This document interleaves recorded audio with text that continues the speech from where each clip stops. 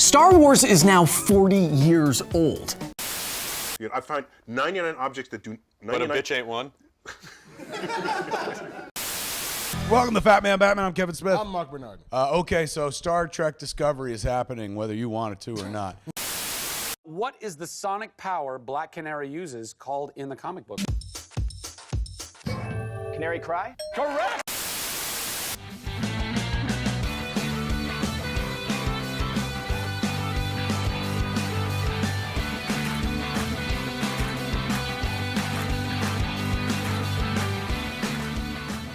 This episode of the Quit Stalling Geekcast is brought to you by Jinx.com to get 10% off of your entire shopping cart. Use the promo code QuitStalling_366 at checkout. You know what? The Overwatch League is in Stage 2, and I am hyped.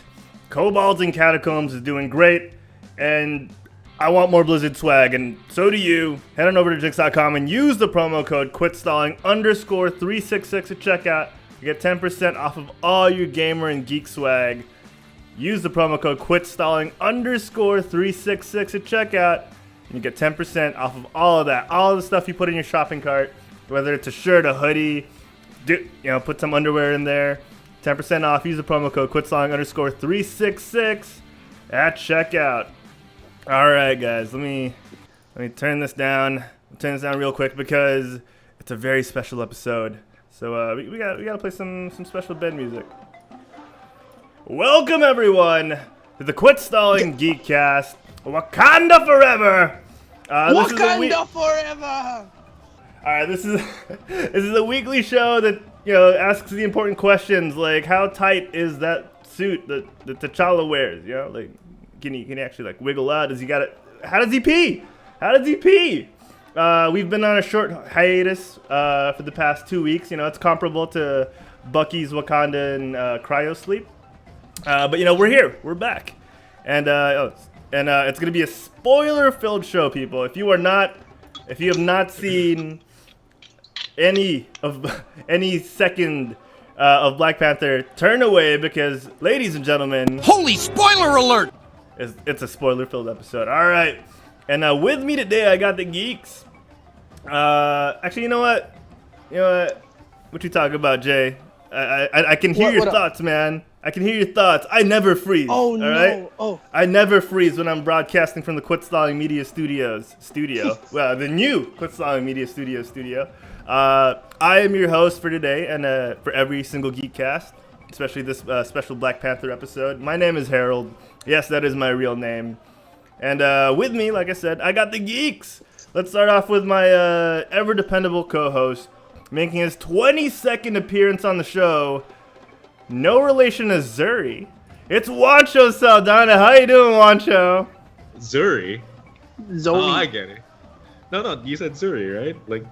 I changed it up because it's Black Panther. Yeah. I'm clever. I know. I got it. I got it late. I thought you made a mistake, and then I was like, I got it. I gotcha. You're smart, huh? Smart, buddy. Not warning me. What's up, guys? Juancho here. I thought it was funny that He froze, guys. He froze. I thought it was funny that Harold, you spoiled something about the movie, then you said the spoiler. Wakanda Forever! Which is literally the very ending of the movie. Just saying. I mean, no one knew. Sheesh. I mean, he could still be in cryo sleep, right? And all you have to do is watch the Avengers trailer.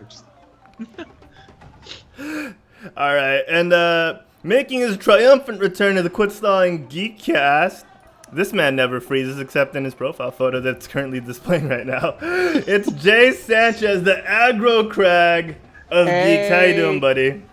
Oh, I love how you got this Secret War poster there. Nice. Hey, man. Awesome, I'm super sick right now, but I really wanted to be here, so here I am. And we've missed you, Jay, and we're so glad you were able to dig yourself out of that 6-foot coffin and just make your way onto the Geekcast. Yeah, next to Jay on our 4-man layout, his Hearthstone is set to Wakanda. It's the Fury Bot himself, Mick DeGuzman. How you doing, Mick? Good morning, everybody. Wow. Good morning, everybody here. Good morning, Good morning, So Juancho. formal. Harold. Yes. Yes, it's my first time here. That It's is a weird, cold voice.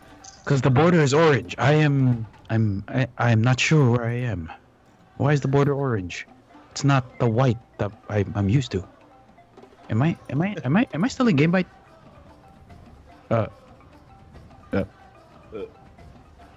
Yeah. Hi. Again. I don't know. Hey, everybody. I was just gonna leave it there for a while, see what he'd do, but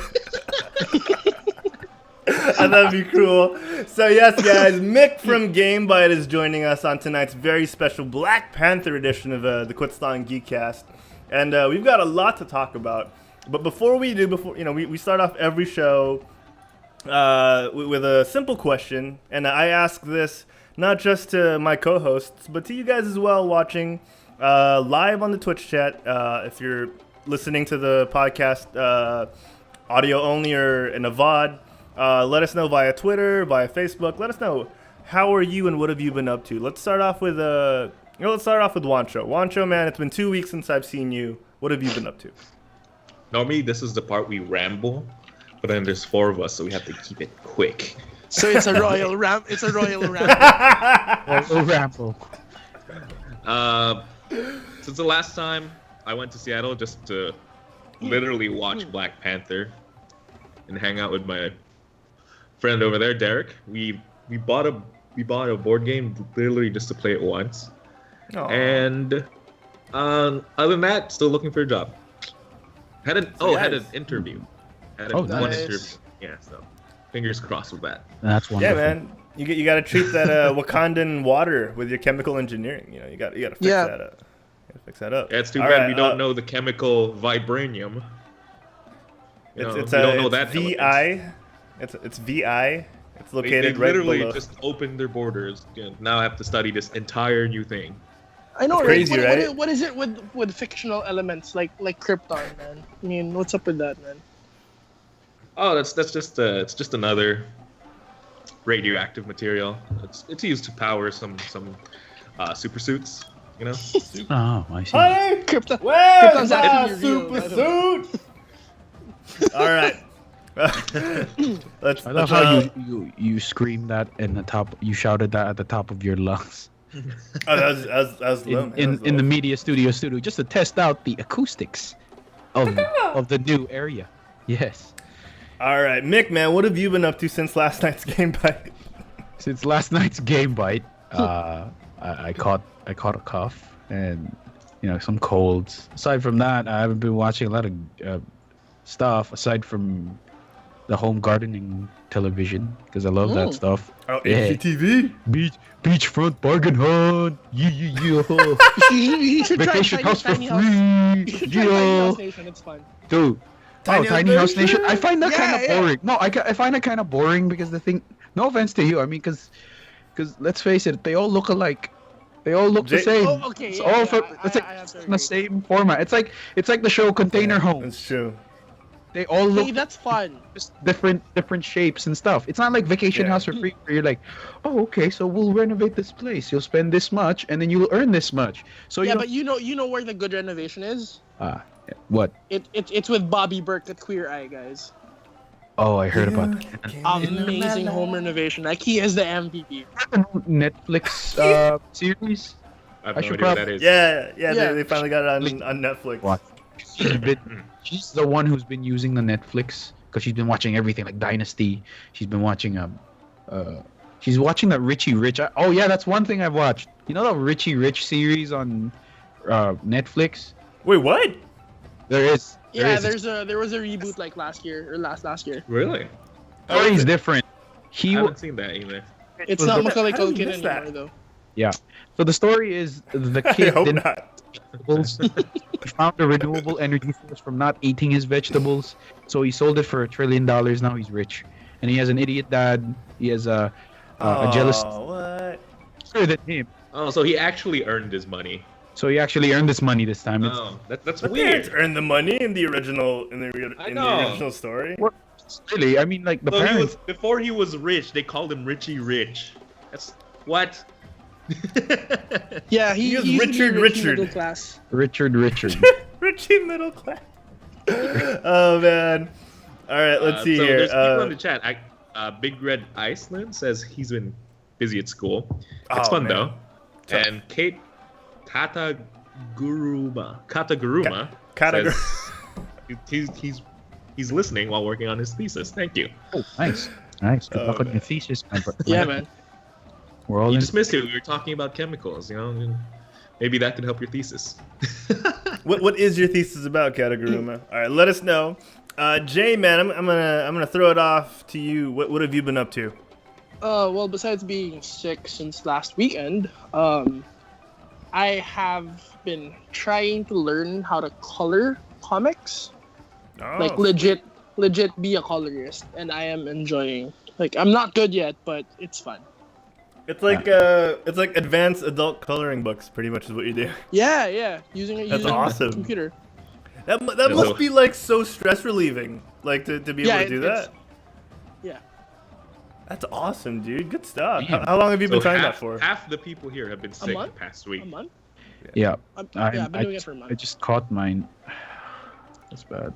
I think I might have gotten it from Mick because we watched Black Panther in the same cinema. Oh wow, Mick, man.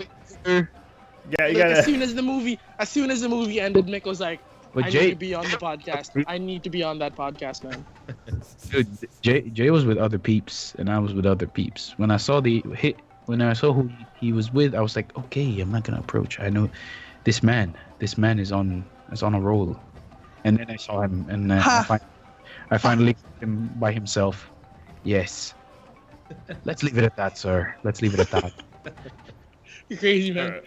Kataguruma says, "True, everyone's sick here too. Where are you? And where are you from? All right, let us know. All right, we're all sick bastards on this show. Oh my Yes. Literally. All right, guys. Yeah.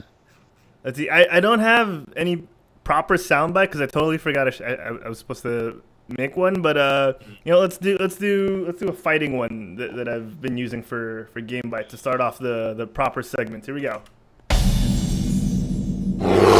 Oh. That sort of makes sense.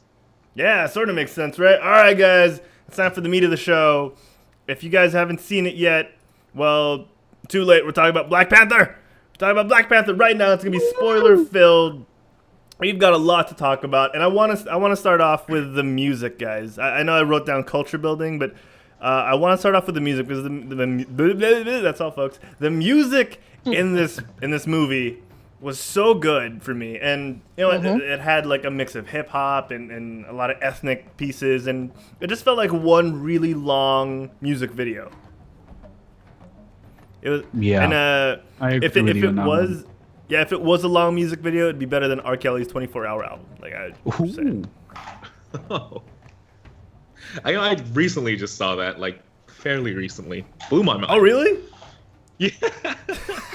I'm so sorry. 24-hour album. How does that work? That's like how many songs again? What part of the 24-hour 24/7 24 It's hour the one album? with the one where there's like a cheating wife. That's That's that the one. one. That's the one. Wow. Well, R. Kelly is full of surprises, man. Like, his songs are insane. Like I remember like our friend James, who is on this podcast sometimes, he played me an R. Kelly song, and the first line was, "Girl, you know I wanna get you pregnant, fuck you up." I mean, come on, dude. That's pretty intense. Oh, that is some good stuff. That is some good stuff. But yeah, no, Herald is right. I mean, if you guys listen to it, I mean, dude, Kendrick was the one who made the album. He's practically in all of the songs. If you listen to the soundtrack, he has like a small verse in every song except for the one that's I forgot which one. I think it's the Carrier. The Carrier single, which is All the Stars. I think that's the only one where it's just mostly him. Really, even in all the traditional music, he's in there. Except for of course, the ones in the background music. Well, in some of the songs where you can't hear Kendrick, he's at the background just shaking his shoulders. Right? He's just feeling the vibe. He's just feeling the vibe. Yeah, he's just feeling the vibe, and he's just doing the chest pounds like that. Oh yeah, oh yeah. Yeah. Well, what's your favorite songs though from the soundtrack? If you guys have. I'm a big The Weeknd fan, so I was pretty happy to hear The Weeknd song during the movie. Yeah, that was a pretty good part. Get What about that you? man a vowel. I don't know The Weeknd. What part was that? What part specifically were you talking about? I don't remember what part exactly it was. How can you But like I just remember. Oh, going. Oh, it's The Weeknd. I love it. Oh yeah. I really like Everyone the loves ending music. The Ending music. Oh, you mean All the Stars? That's the Carrier that single. song. When the credits started rolling. Yeah, that's sick. pretty And then good. the visuals, it's like that Yeah. was a music video, right? That was a That was a legit music video. Indeed. Yeah. What about you, Harold? Though. Oh, I mean, what's your- all the music was good for me, but I was talking about the culture, and music was part of it, but the clothing was a large part of the culture as well. The fact that they had to, create a lot of these pieces from scratch, and they took a lot of inspiration from different tribes and different areas of Africa, was super cool. And And the Philippines, apparently. I saw that article. I heard about I that, saw yeah. that. I was just like, God, can we not, for one movie, take credit for something so Filipino small? pride, man. Hey, we did that in Miss Universe, in the Miss Universe pageant earlier this year. We're like, We do that everywhere. because her last name is so famous in whatever province it was famous in here in the Philippines. She must be Filipino or half. Dude, at one point while making the movie, they ate Filipino food. Oh my God, Filipino Adobo. pride. From you were making adobo, pork adobo. I mean, you wouldn't hear the Middle East like freak out over like shawarma being eaten at the end of Avengers 1, right? Yeah. I, Dude, they might have. dude, when I watched that, the first thing I did, I went to Eat shawarma. I went to Food Channel and I got myself a large Oh, one. dude, Food I Channel. got a large one with cheese. Just Oh my God! So Jeez. with 4 people, it's so easy to digress now. Excuse me. Okay, we're going too far. Okay, So back. speaking of Let's go channels, back. guys, the channel that the African tribes went down on, the Wakandan tribes went down on, to get to the ritualistic combat, the channel that they took the boats on. See what I did there. It took that body of water down. What really caught my eye in one of the early parts was when they were using like their bodies to create vibrations in the water. Like that was super weird, but also super cool for me. Yeah. Yeah. So again, talking about the culture and how cool and rich they made it. The trial by combat thing, the thing where they challenged T'Challa for the right to be king and Black Panther was really cool. You got to see 4 different tribes before the 5th came out with the apes. That was The super cool. Jabari tribe. The Jabari Yes. and the Yes. mountains. And Kareem was really good in that tribe. Who? Oh, in Baku. Okay. Kareem. Oh, was I it just got it.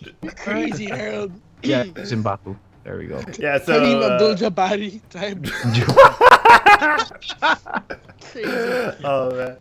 All right, so before we get to that part, actually, I really want to talk about the intro scene. You guys saw the intro scene, the animated intro scene. That was badass. I didn't think any Marvel movie would open with a non-cheesy animated intro, but they did it so well, and in such a colorful and ethnic-ish way. I love that part. What were your thoughts on that? Honestly, It didn't stick out to me, actually. Yeah, same here, actually. God damn it, guys! It felt like a normal intro to me. I've seen Oh, it really? before from movies. From No, other... I think I was so impressed by the rest of the movie that I just forgot the start. Yeah. It's like the only difference between this and other superhero entrances is it was made of sand. That was it. Oh, And then it's a Oh story. yeah, I forgot about that. yeah. I think that's the pretty cool part because it's like Yeah, 10. that was pretty cool. It's their Like sad- they're using their tech to tell us the story. Technically, it was in universe, not just and like it some set random. the flashback. tone. Yeah, it set the tone not only for the tech, but for the way the story would be told. I I just wish they do the same for Iron Fist. Like when they discuss the Iron Fist past. So cool. Oh yeah, because he's the immortal Iron Fist, sworn enemy of the hand, protector of Kunlun. Protector of Kunlun. Yeah, The Danny Rand. The entire spiel. Danny Rand. I mean, how could you not remember it, right? He said it like every 30 minutes. Oh, because every time he's on screen, you zone out. You know. So it just it just tunes out. Even his fight scenes, you just fall asleep because it just makes you dizzy. It's like Colleen it's like, Wing had much better fight scenes. Yeah. Yeah. But this is not an Iron Fist episode, so Yes. Oh yeah, we had that episode. we All had right. that episode. We gotta talk about the fight sequences of this because that's what the one that really got me.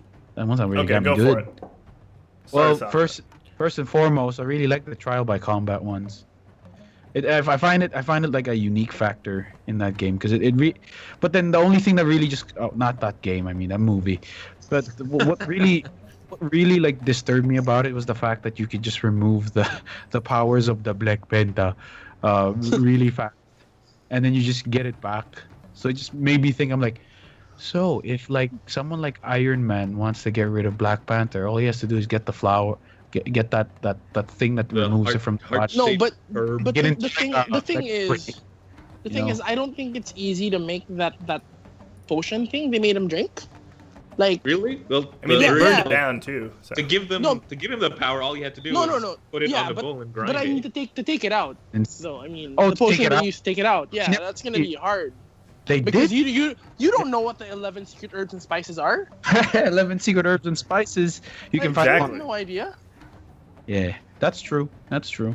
Yeah. What do you think? Oh, and by the way, in the cinema, Mick really was impressed because I could hear him. I was in front, he was at the back, and I could hear him go, "Girl, damn!" No, that wasn't me. That was the This is why noisy your brother girl doesn't behind- go to movies anymore, Mick. No, trust me, that wasn't me. I was really quiet, like a good boy. They were really, really noisy. Like they were going. Your brother's watching right now. Is like not Check yet. it. Not- Oh my god! Oh my god! And then when Oh. like a lot of when the credits are rolling down, you just hear them go, yeah, that's right, Kendrick Lamar. I'm like, oh man. Oh, my it's, God. we just want to note, just in case this is misinterpreted, everyone in the cinema was Filipino. Yeah. Yeah. It got annoying because the thing is, like, you could hear the side comments of the people. It really got to me after a while. Like Yeah, they and were when saying, in typical cinema fashion here and where we are, like every time a female superhero would come up, they'll be like, "Oy, si Darna! Oh no!" oh no, tama, they go tama sa drama and stuff like that. Anyway, Where were we? I think we're talking about the fight scene. yeah. I That was a love the great trial show, by guys. Thanks for tuning in. We'll see you next week on the Geekcast. Da-na-na-na. Yeah, and I thought the fight scene's really good too, especially the waterfall part. Like I really, even though you could really tell that he's not gonna lose this one, but the next one he's gonna lose it for sure.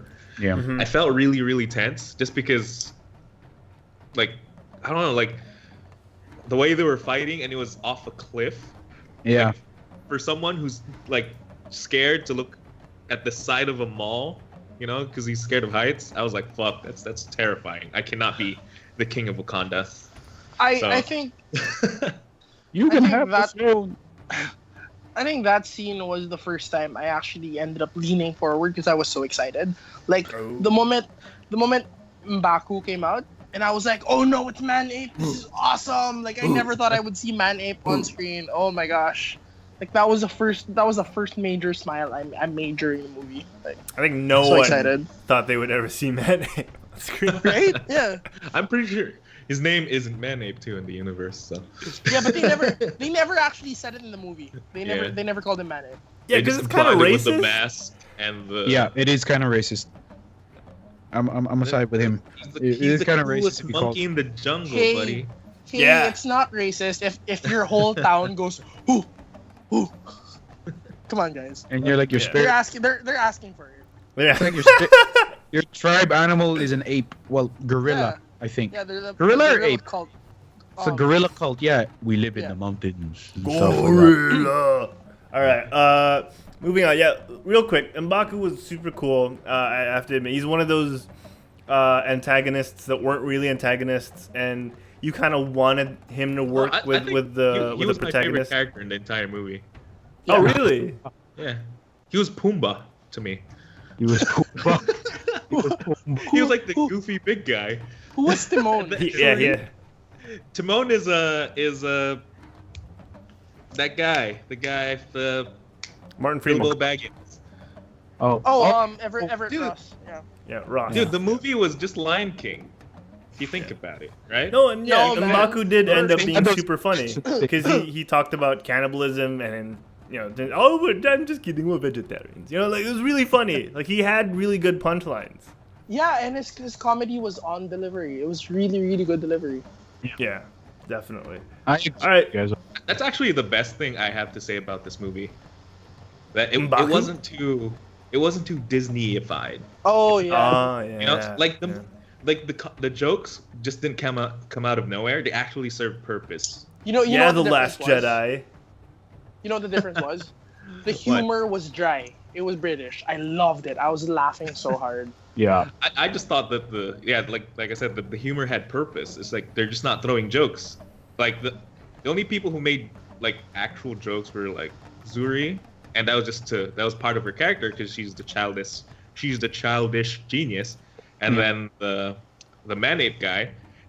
The jokes were used so really good because he was an antagonist, and because of how like light you feel after you start making jokes, you start feeling for him. So it actually served a purpose, not like No, and some of the jokes were just delivered deadpan, which was great. Like that scene after T'Challa kicks his armor and he flies away. Like when he told Shuri that he was like, turn off the camera. He did it so deadpan and it was so funny. Because he had to kick it. Oh wow, I remember that. Oh yeah, that was a good one. Sorry, I'm starting to feel bad a bit. Oh God. I mean, I hate being sick. M'Baku didn't get his ass kicked that much, Mick. It's cool. Like Yeah, I know. No, M'Baku was my favorite one. Okay, shut up, guys. I wanted it to win.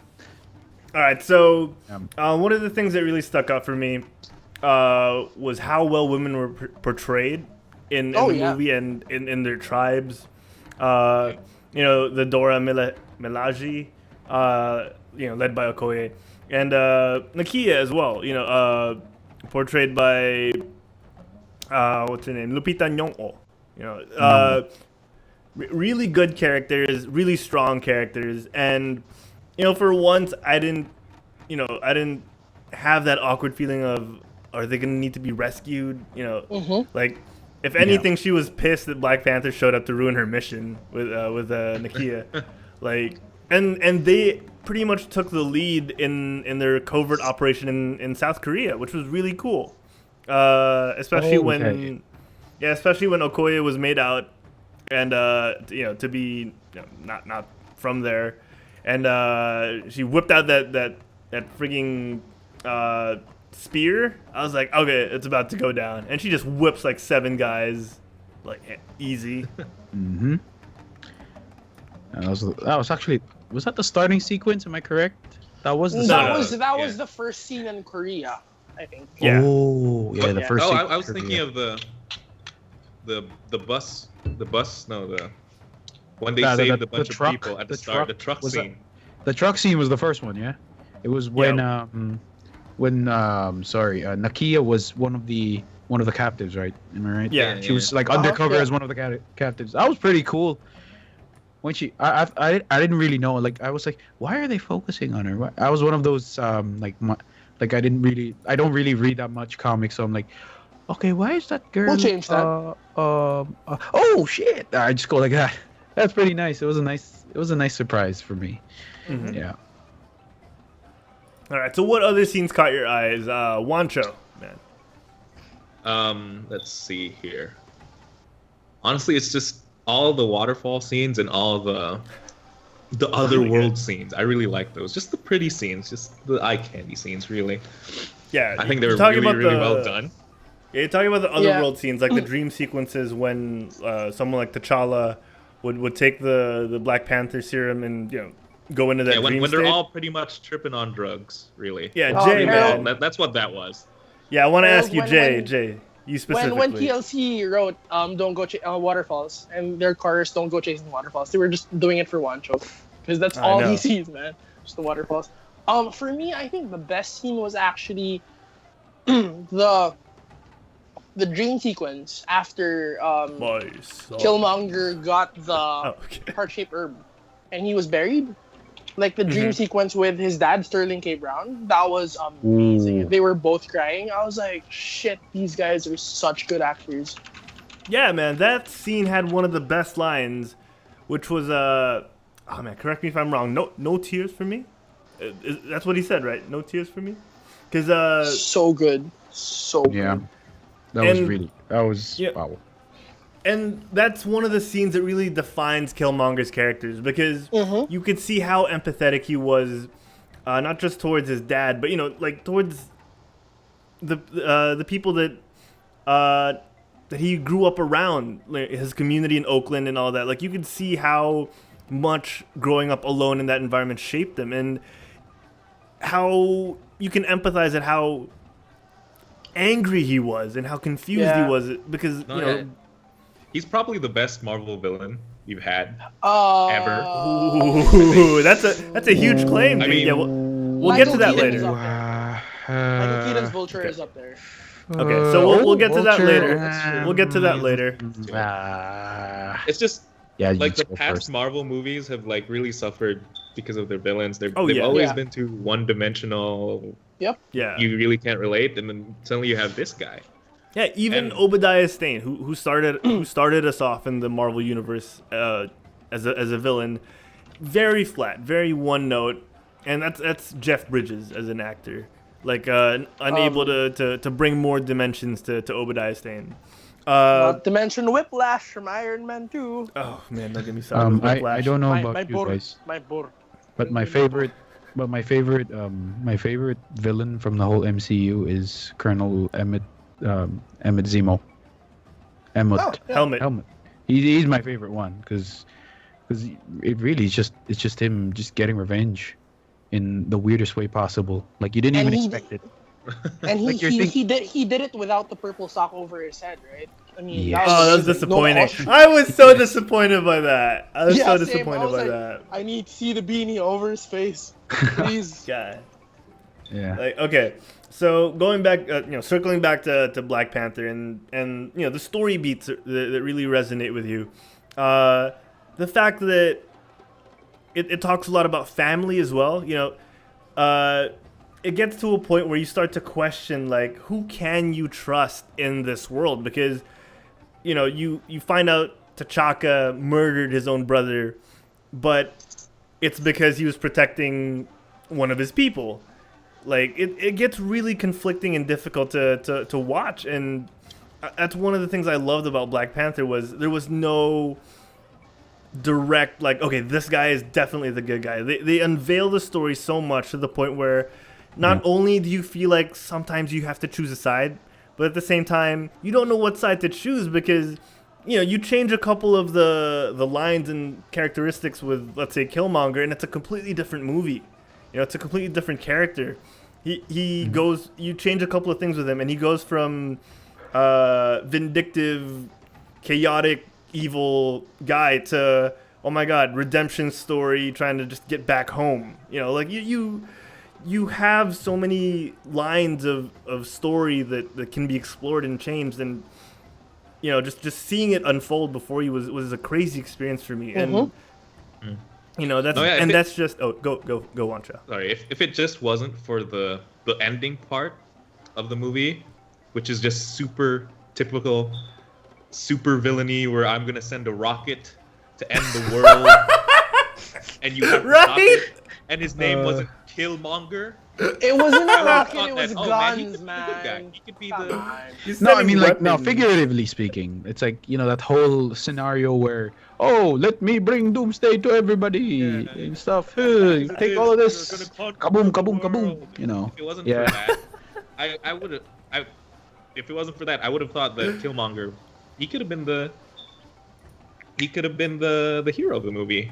I mean, he was denied ever living in Wakanda, and now he ends up ruling it. And what he wants to spread the knowledge of Wakanda, which is the right thing to do, because eventually they do that.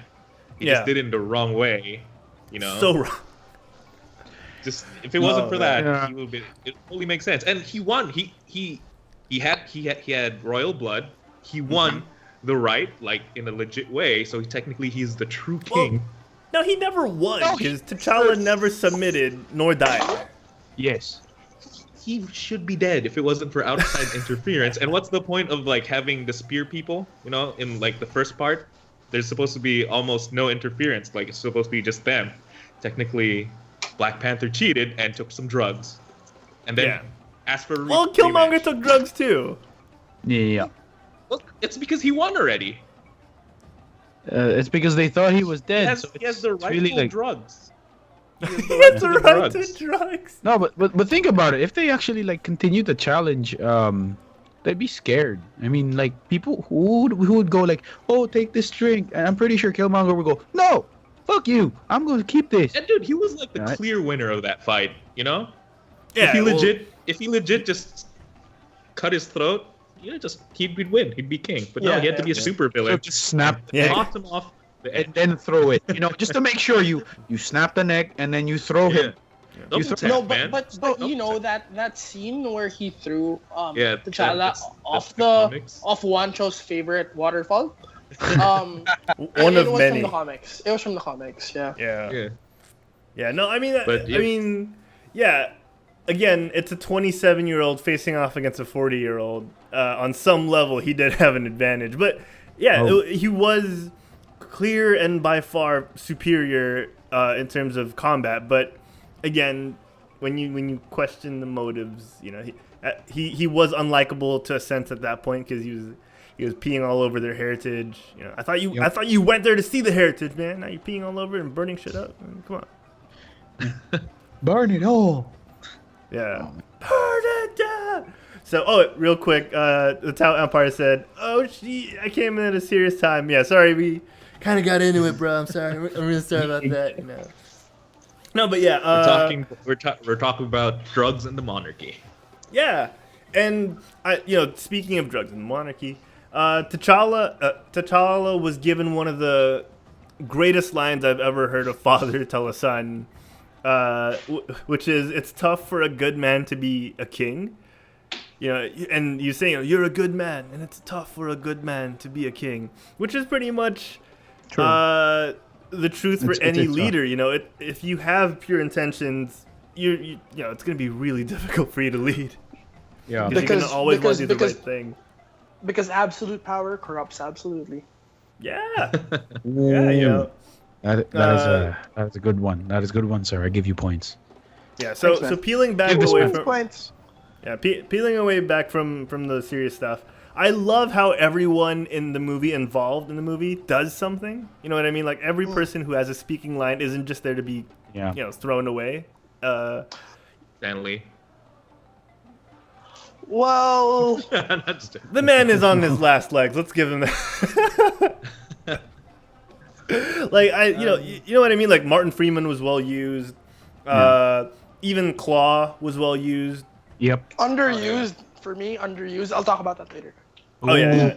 No. Let's get into it now. You know, let's delve into the characters now. So, real quick, you know, let's talk about the Tolkien white guys, Ross and Claw. Yes.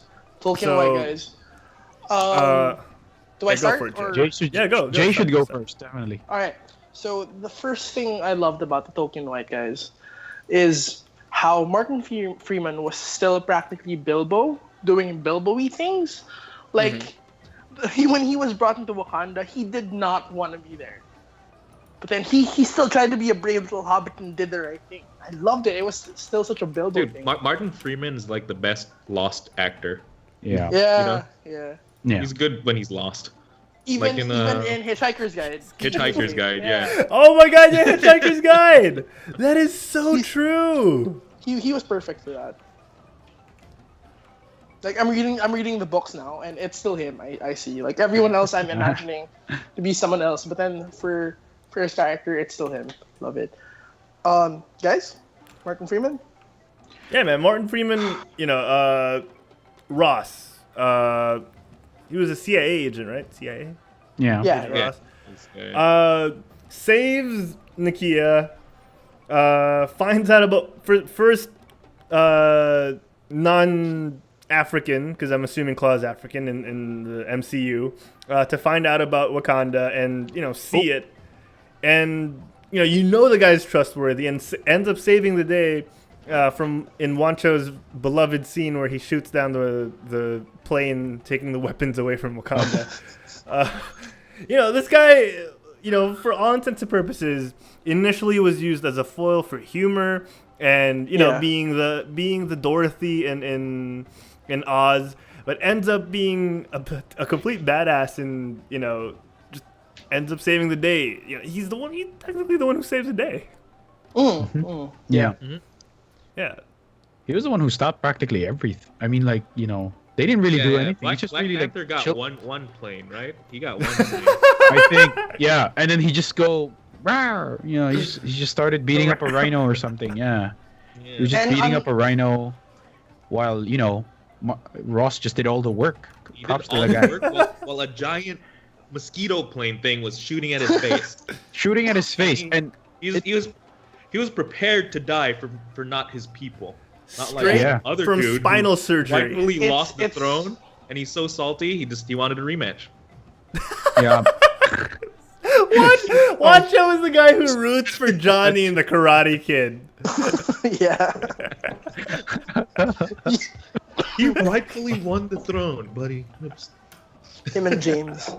He did point out some good things, but I was surprised that Killmonger was like, all right, cool, and then Okoye is like, oh, just accept him. They started attacking each other. I was like, what if he said no? Like, it's just done. The movie's done. Like, what if he no said rematch. no and just walked inside? He's like, See?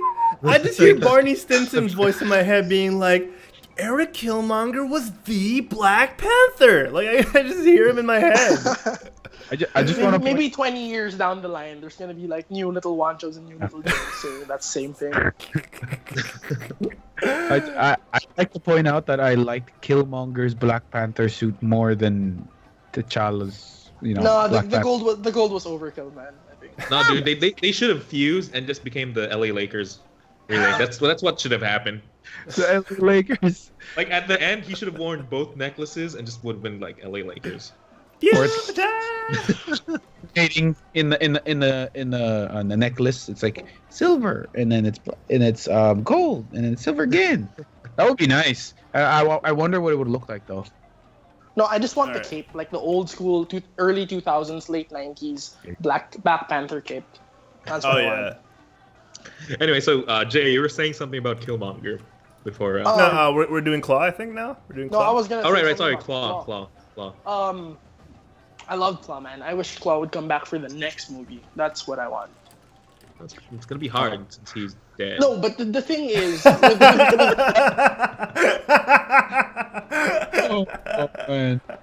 the thing with Claw is, you haven't even seen his power yet. Like, it's not complete. Like, he's basically Metapod right now. Right? Oh. Yeah. So he's gonna come back in his like super sound version. Exactly, that's what I want. He's gonna have wings and confusion. Because for people who don't know, Claw actually, his hand doesn't just shoot out sound. Basically, his power is to turn sound into mass, and he can turn himself into sound, making him kind of immortal. Wow. So, like, what I personally want is for him to come back in sound form and with like a different hand, like the speaker hand. That's what I want. Yeah. Because we haven't seen it. We haven't seen him like do anything more than a chase scene. I mean, he could be more, is what I'm saying. They could have played more with.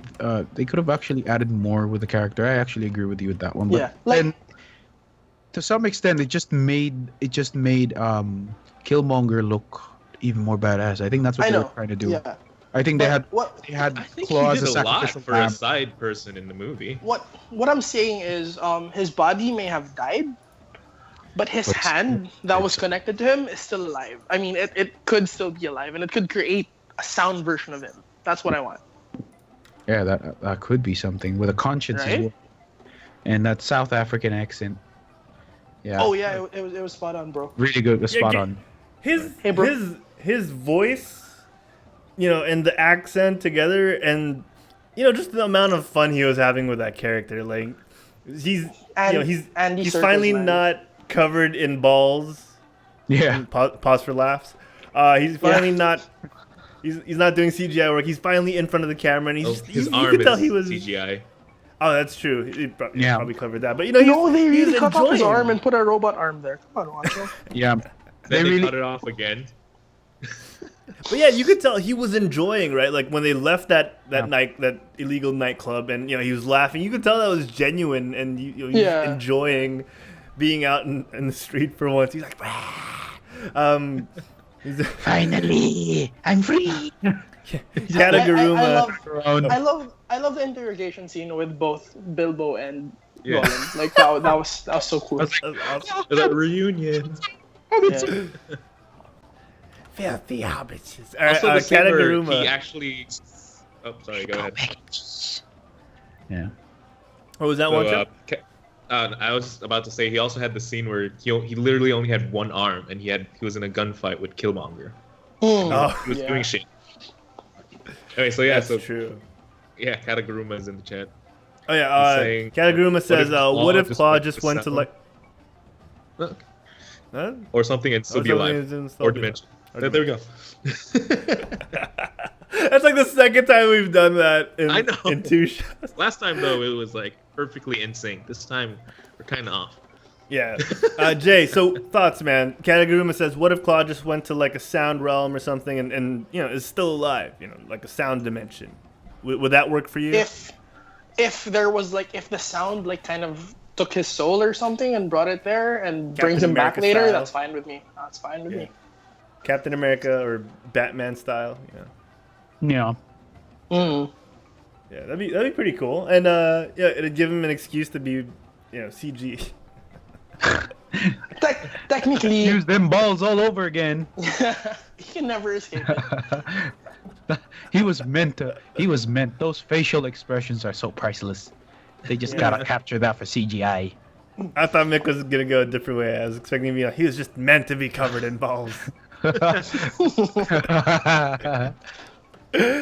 right. Oh man. So we talked about the Tolkien white guys. You guys want to say anything else before we move on? I want to say Shuri was freaking amazing. Yes! Yes! Okay, we finally have a Disney princess a lot of people can get behind. She wasn't is helpless. my favorite Disney princess. Right? Not helpless. Yeah. Freaking brilliant and intelligent. Can hold her And own in a funny. fight. Funny. Like Sassy. like sneakers, man. That sneakers joke was Yeah, hilarious. that's so Here's funny. Joe. And that reference to that old internet meme where she just went the real What are question is, those? what are those? That was hilarious. That was so literally good. justified it. I love how T'Challa just justifies it and just puts it up on the chair and he goes, "Well, I wanted to go old school for my first day." Do you like it? Really? Do you like it? He was really showing that shit off, man. I was like, okay. Yeah. She was actually my favorite, I think, So good. in that whole movie. And it gives me hope that because in the comic book, there was a time that T'Challa was injured and he had to be taken away, and she took over as a Black Panther. Oh. Yeah, and I'm not saying that I want her to replace, because also in the comic, there's one story where the necropolis where all the former kings are buried. Okay. That's another city under Wakanda. Oh. And when Shuri was the queen of Wakanda, Bast, the Panther god, had to have a champion, not as a champion of Wakanda, but a champion of Bast. And she actually gave T'Challa better, stronger powers, a better, stronger version of his old powers. Oh. So I actually think we have room for 2 Black Panthers in the Marvel Universe, and I really, really, really, really, really need to see Shuri as the next one. I mean, there were 2 Black Panthers in this movie, right? Good point. Yeah. I have a question. I was supposed to say this for the end, but since we're on the topic of replacements and possible future character arcs, Robert Downey Jr. is not getting any younger, and he's not getting any cheaper as well.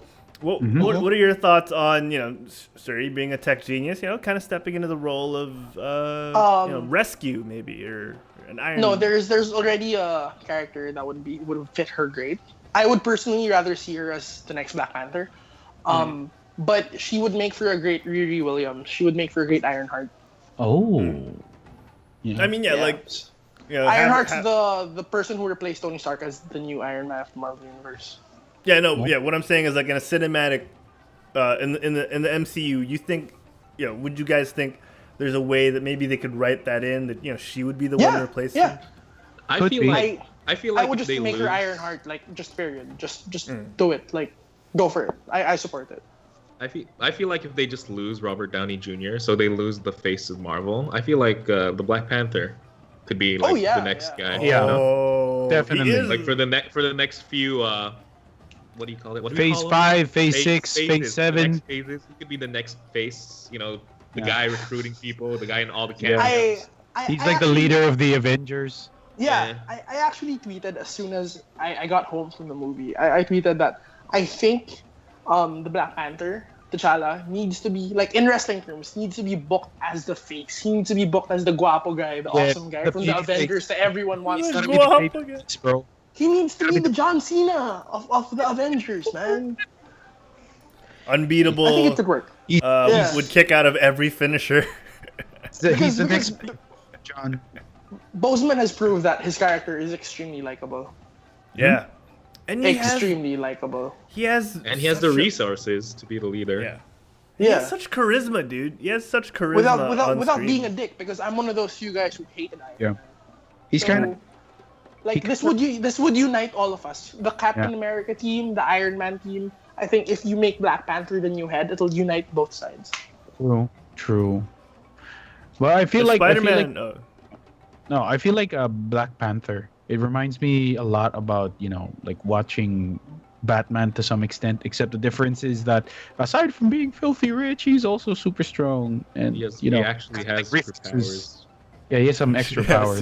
I think that should have been Batman's thing as well. He should have at least had like one power, like supersonic screeching or something like that. I don't know. No, his cave And really there's a smells reason. his cave really smells of realistic bat guano, and that's actually there are no bats in the cave. He does not. There's a reason why he's dressing up like an animal, because of the Panther god, not just because he's scared of panthers. Shots fired! I mean, with that rationale, I'd be Cloud Guy or Intangible Guy. Yeah. How would you be Heights Man? Yeah. Oh my God, I would be public speaking dude. Like, what? Really? Yeah, man. Terrified of this. Like, there's a reason why there's a webcam that separates me from all two. Oh yeah. That's what I felt like when I was doing radio. I was like, okay, I'm not scared because I can't see their faces. It's fine. Oh, You can make some funny faces while you're speaking. And Wait. Mm-hmm. Really, What would you be, Mick? You didn't share Yeah, it. Mick, What kind what of would you man will be? you be? I'd be Cloud Chaser guy, because I have this. Like, So you're what's afraid your of fear? vaping? Like, And then I'm afraid that might happen, and No, it's not. No, I think I'm Mick would afraid be. of fire to some extent. Okay, I think Mick. I I hate think Mick. in general. I think Mick would be Herald, Juancho, and Jay guy. Why? he's so afraid. Oh my gosh. Oh, Bobby Estrella in I the think chat we can saying, all- I was just playing with my Nigerian and Ghanaian friends and talked about the movie. Apparently the movie meant a lot for them. Symbolism, the message that they got. Vibranium and minerals and resources of Africa. I guess, now that vibranium's out in the world, they really appreciate that. And he's saying, what? What's up, Jay?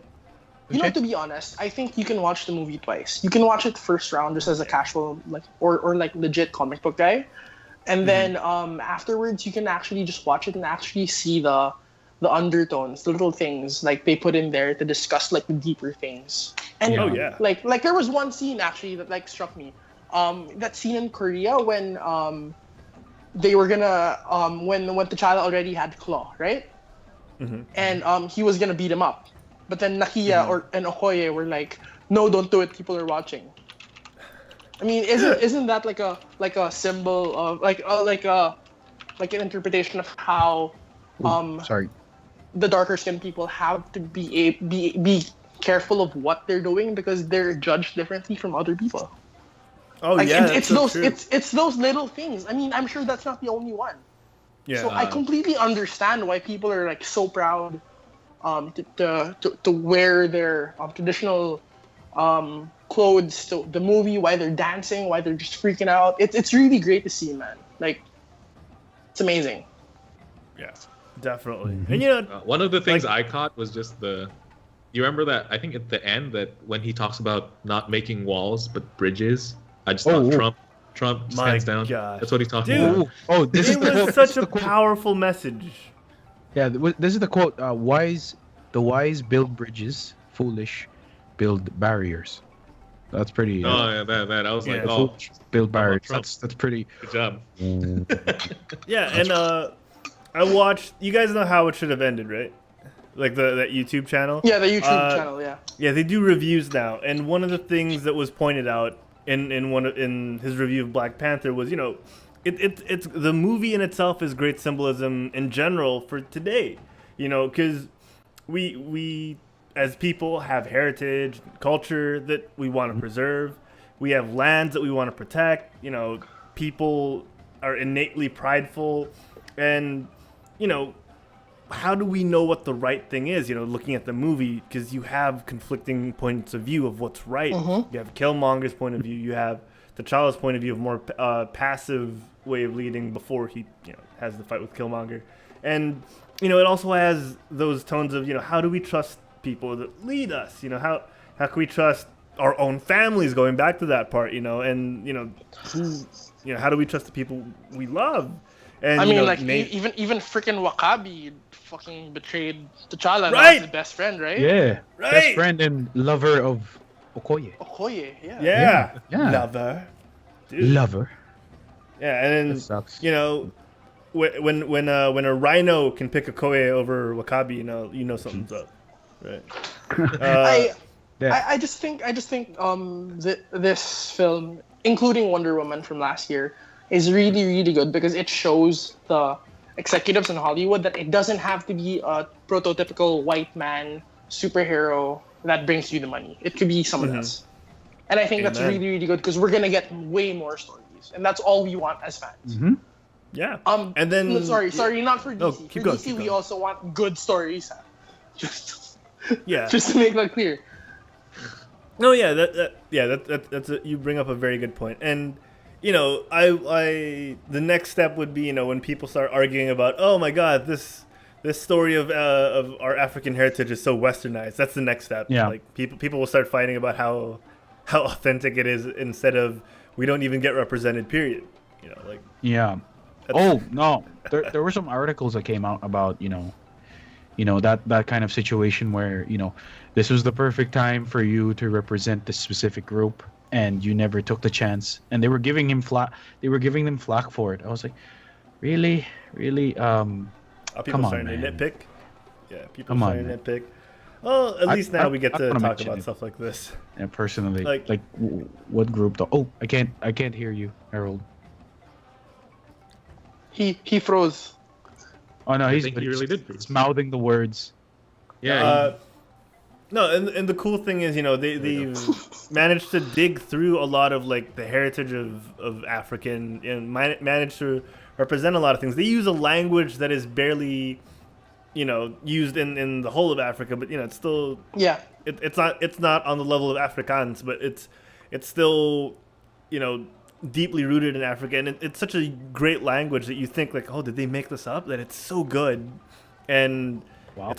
It's so well spoken by all the actors, and I love this film, man. I'm not even African. I'm really glad they went for that instead of making it all in English, because it just made it feel so much more credible. I loved it. Exactly. Exactly. I agree with all of you guys. I mean, the thing I love about the movie so much is how it just introduced me to a side of Africa I've never seen, or African culture in general I've never seen, because being in a westernized country like the Philippines, in the US, you don't see African cultures so much. You see African American, and then to see an American based company try their best to give you a taste of what the rich African culture is, it makes me want to wow, I actually want to experience this. I want to go there. I want to experience South Africa, Cape Town, or Ghana, or Nigeria. Yeah. It actually got me thinking, why can't we, explore other cultures in this type of way? But then it's really hard as well, because, you start to westernize a couple of things and people start crying foul, and then you get this whole debate of why do we even try and make this and put this out in the world that people are just gonna be pissed off. Yeah, go Jay. I just want to say I'm really happy that other countries and its people are getting representation, right? Yeah. But please don't give that to us, not the Philippines. We're kind of full of ourselves, and it's gonna be so toxic when it happens.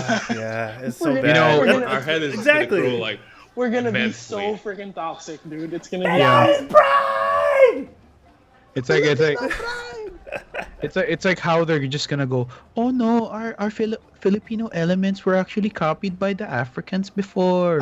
They're just gonna make up some stupid facts that aren't even true, that they never really even researched about, because they just read the headline of the article rather than reading it fully. There are a lot of people who are guilty of that.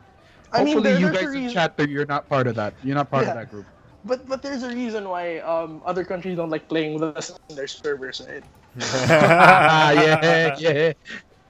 We're too toxic community, keyboard warriors, everything. P-noise, baby. But speaking of race and everything, though, I just wanted to give you guys my idea for the next movie, because a friend asked me what would be a good next movie, who would be a good villain. And I said Claw, but I also gave another name, and that name is Hatemonger. Now Hatemonger's power is to incite hatred from one race or age, basically towards a particular demographic. So I think it would be nice, because right now the world sees Wakanda for what it is for the first time. Yeah. So there's gonna be tension. There's gonna be a lot of relations that they have to make, and it would be really, really nice for a villain to just arrive and just exploit that uncertainty and turn it into hate, and see how the Wakandans react to it. That would be so nice. That would actually be really nice. Right? And it can even get a little bit more political than this one did. But knowing Ryan Coogler, it's going to be done extremely tastefully. It's going to be amazing. Cougs. I feel like really well. That sounds... I feel like they can't do that at all, actually. That sounds really risky to do for a Hollywood movie. They're gonna introduce that guy, and then his power is to inciting hate. Then here it's specifically Wakandan, so it's specifically Wakanda. No, because the power of the guy is he can incite hate towards any demographic he wants. It can even be. And then so in the movie, it can even be the majority. It can be the minority. It doesn't matter. It's just anyone. It's amazing. Yeah, you're just gonna go up in front of a camera and be like, "All right, guys, we're gonna build a wall. We're gonna make it really tall. And we're gonna make them pay for it. we're gonna keep everybody away from here. And we're gonna give them fake news so they don't understand." And then you just get his fake news. Everything's fake news. You get his sidekick going like, "No, that's not what he meant, guys. All right, it's not what he meant. What he actually meant." Oh God. Oh man. We're gonna solve gun violence with more guns. I love how we went even more political than Black Panther. Oh my God. All right. Well, since we're going political, I should just say one thing. No, we're not going political. Just say one thing, man. Just say one thing. I've been watching a lot of the coverage around in the U.S. Man, damn, it's pretty crazy. That's all I gotta say. That's all I gotta say. I mean, Juancho, I hope okay, man. I really do. All right, let me pull things back. Yeah, Juancho, I hope you're okay as well. But let's get to the meat of things, guys. We held off a little bit because we wanted to save this for the end. But let me play some good music here. Thoughts on Eric Killmonger, guys. This is the part where you can just just throw your love on Michael B. Jordan. You mean the true king of Wakanda? Oh, okay. I can go last if you guys want. I'm sure you guys got lengthy analysis on this guy. The Black Panther. Let's let Juancho start I this. think I've spoken my mind about him. Go summarize your thoughts, if you will. Okay. Yeah, go for it, Juancho.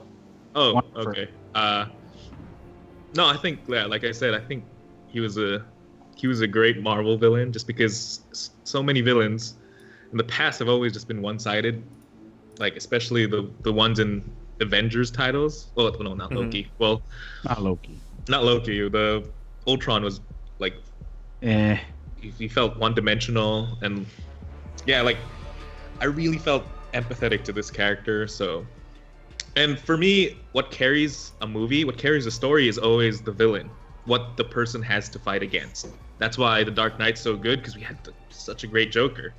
So because we had Killmonger, I think he made Black Panther like amazing. If it just wasn't for the whole that part just threw me off. Like when he wanted to just send rockets, I'm like, oh my god, this.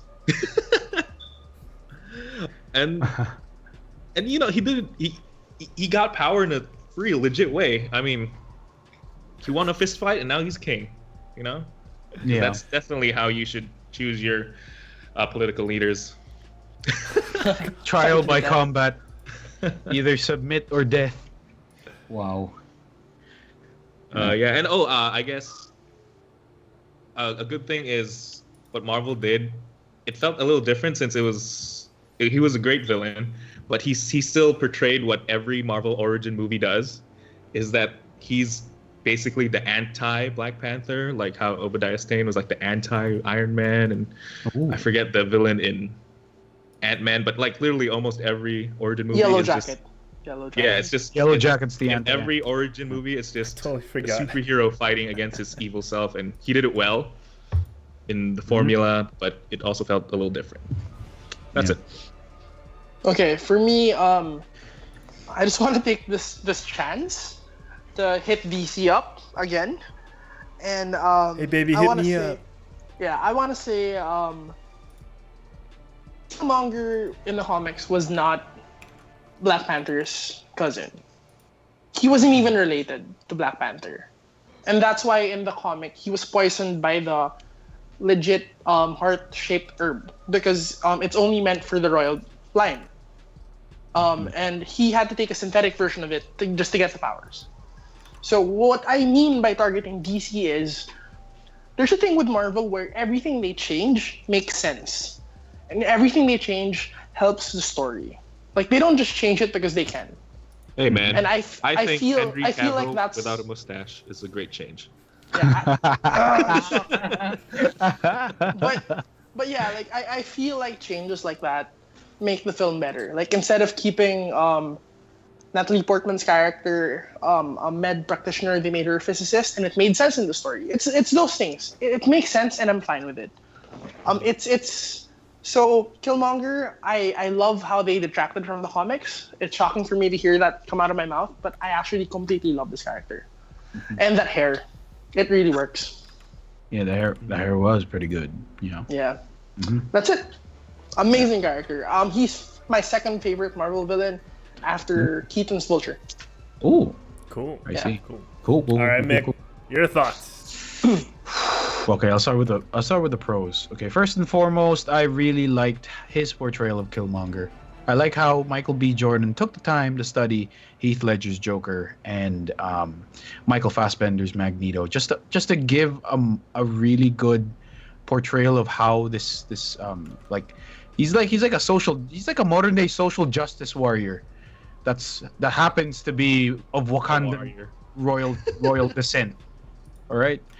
And another thing I really like about him is that he really poses a threat. Like when you first see him, like you already know. I mean, like from the trailers, you guys already know that he's the bad guy, and you can see from the snippets of the trailer. But when you first see him when I first saw him on the screen when he was in that museum, I was like, wow, okay. It like you don't really see it. You don't really see how conniving, how evil this guy really is. He's just like some thug. But to be honest, there's something deeper.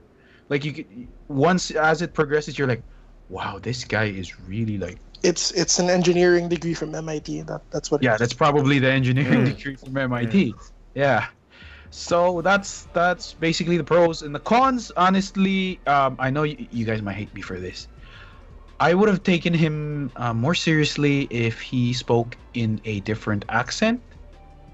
Because someone who is that smart, someone who is really like super conniving, super evil, super that. I was like, wow, okay, so he's. Sometimes I can't take him seriously because he's like that modern day millennial bullshit. So sometimes I'm just giggling a bit. I'm like, but then I can't take him seriously until he like wore the costume. Personally, no, dude, that's just me. I totally agree with you. I was actually wondering why he's talking like that too, especially since he's trying to overthrow a government. Yeah, that's one of his specialties, right? He's supposed to be like a super spy. Yeah. How are you super spy if you're not trying to blend in more? Mm-hmm. I don't think he was. I don't think he was trying to blend anymore at that point. The moment he gave Claw's body to Wakabi, he wasn't blending in anymore. He wasn't blending in. He was basically like, oh yeah, this is me. Here. Yeah. Here, see Claw. Yeah. Though last thing though about it's not really a con. It's more on like it's like and I actually want to ask you guys about this, is the scars in his body. What are your thoughts on it? Because personally, it's great for me. It's okay. I mean, it's really weird. I mean, it takes from African. I think it was from African war tribes that whenever they kill, they would tattoo themselves by wounding themselves. Supposedly, like I haven't read enough into it, but yeah, that's what it is. Yeah. I was just thinking of Victor Saws the entire time. Yeah. Yeah, same here at the start. I was like, yeah, it says. Victor says. Yeah, but isn't it like such coincidence that it just stops until here? It stops until here, and it just so happens that when you place the Black Panther, the gold one, the necklace, it actually it's like a perfect line. It covers it completely. It's like it was tailor made for it. They could have made him like go all the way, like make a V cut. I don't know, something like that. That's just me. It's just like really a Henley kind of shirt instead, right? Yeah, exactly. I mean, like for me, it's just nitpicking. Those are just the small things I don't like. But other than that, he did a good job. Definitely in my top 3 favorite villains. Oh, and to add to mine really quick, that dream scene he had with his dad was one of my favorite scenes in the whole Marvel universe. Pretty good. Amazing acting. It shows the softer side of him. Like it just shows that he's just a boy who's somewhat lost because he lost his father for he doesn't even know why. I'm pretty sure he doesn't know why his father was murdered. I'm sure. No, and it also shows that even the role players, like his dad's character, was just they really get really good actors now. They really do. It's really amazing. do. That was a really good dream.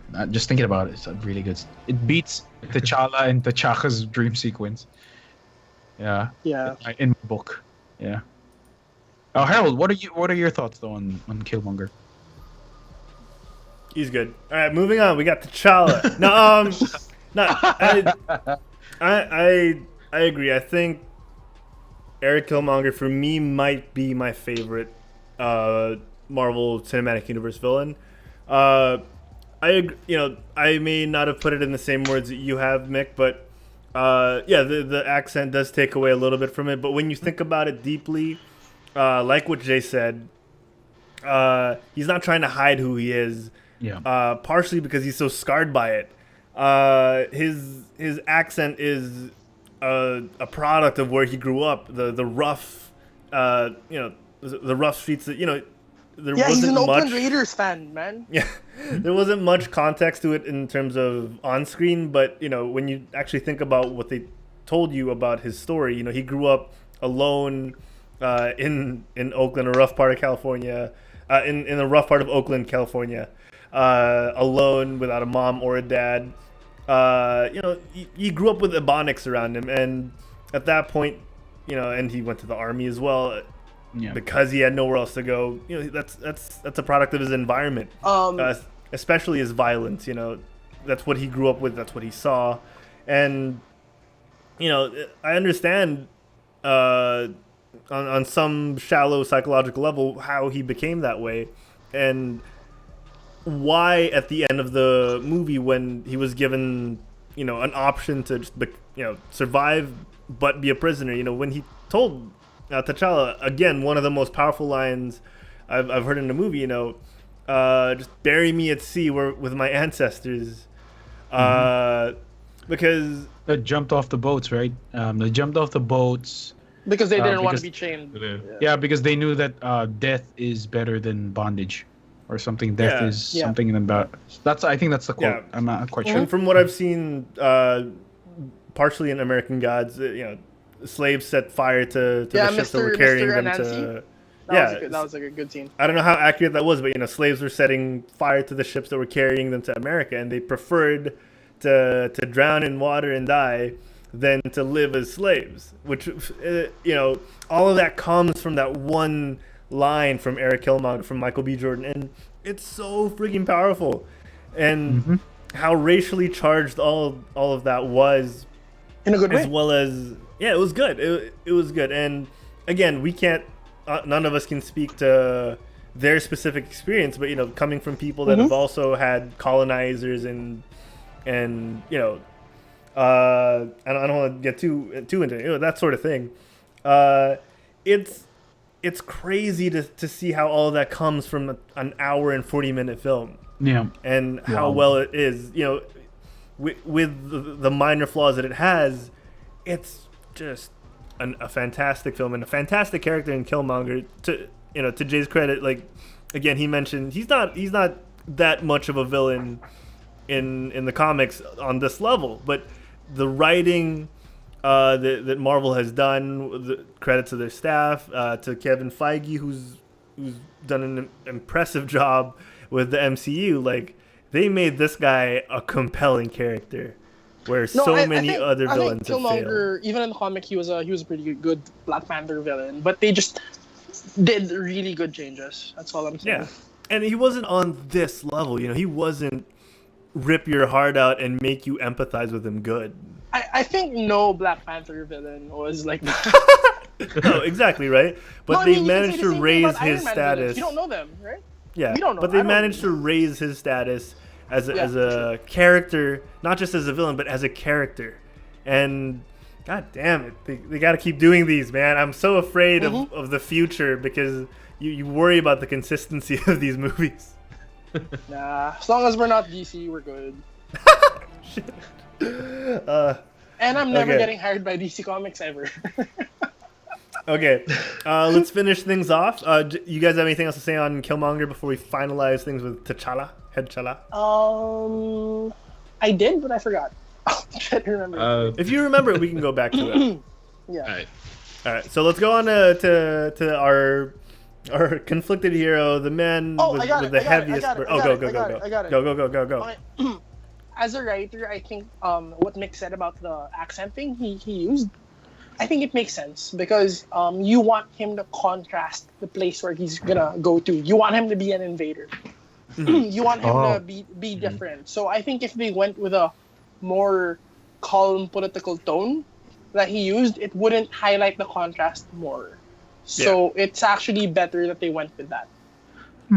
Yeah, fair point. And that's it. That's the last thing I'm gonna say about that guy. Oh, but for me, how I see it is that this man is like his rap sheet is just crazy. It's amazing. He's a mercenary for hire, And like what Juancho was saying, that this guy's the one being called. This guy is the one being called for. I'm trying to point it at Juancho. Like what Juancho was saying, this man was the one being called for to like take down governments and stuff like that. So it's like he could have. He could have been a more like just he could have been less toned it Yankee. down. He could have toned it down. Yeah. So that you could, and then like the weird comments, like "Hey, sup," like all that stuff. He could have actually just gotten rid of that and just became a more serious, straight-faced guy, not really like super cocky, because you could see that this man is just really, really angry, and he knows his birthright very well, right? And this was a personal thing for him. That's why. It was a personal vendetta, so he could have been just like, I was angry the whole time. Yeah. It could have been a whole different story. And he could have like slapped the elders, the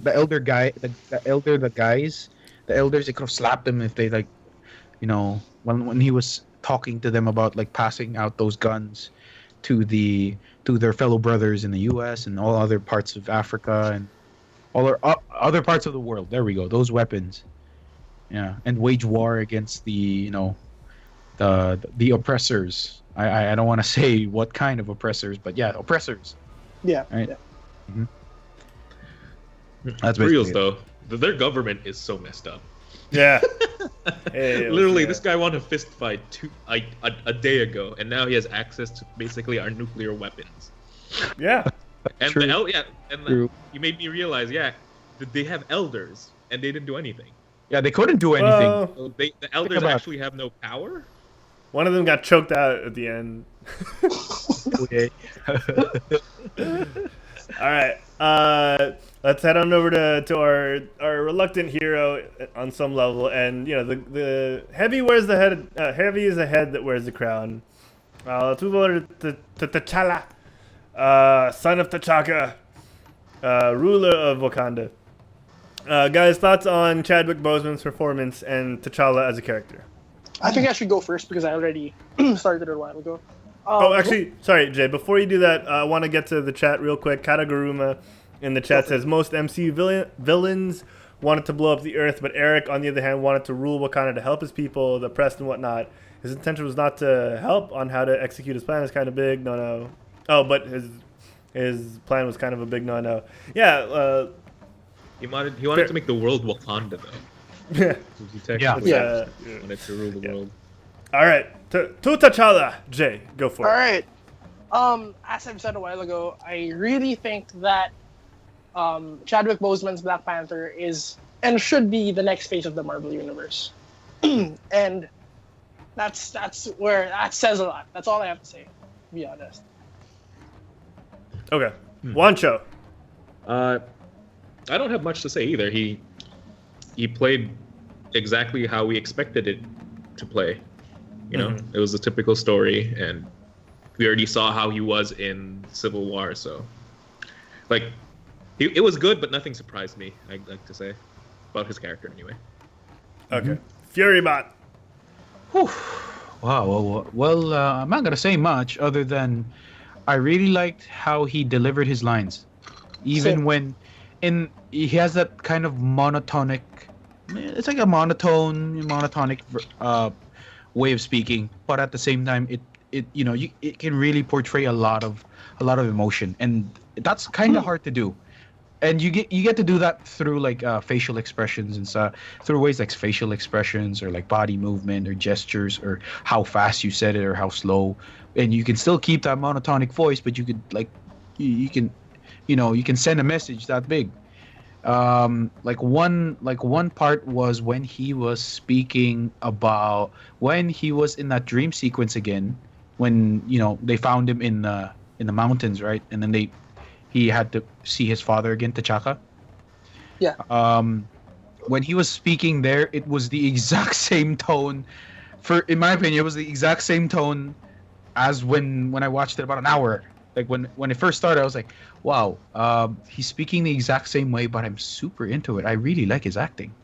Yeah, and to me, it's just hard to do. So Chadwick Boseman, good. Am I right? Chadwick Boseman? Boseman. Yeah. Yeah, am I right? Yeah, Chadwick Boseman. Good job, man. That's The something. Chad. The the Chad. Chad was great. Boseman, you did a good job, sir. You brought justice to T'Challa, and you are definitely one of my top 5 favorite Avengers now, because I'm pretty sure you're gonna be an Avenger. Yeah.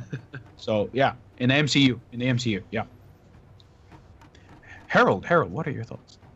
Oh, thanks for asking, Meg. So, on one hand, I can understand why you guys would expect all of that from T'Challa, but on the other hand, for me, he surprised me a lot. The fact that he played off so well with Zuri, and his ability to not just react to humor, but actually portray humor was something, I guess expected, but at the same time, surprising, because you hadn't seen him be anything but serious in Captain America Civil War. I had never also seen Chadwick Boseman outside of Captain America Civil War. So the fact that he had a great way of portraying humor and, reacting and, going back and forth with not just Zuri, but even, reacting to M'Baku and all that was M'Baku. Was great for me.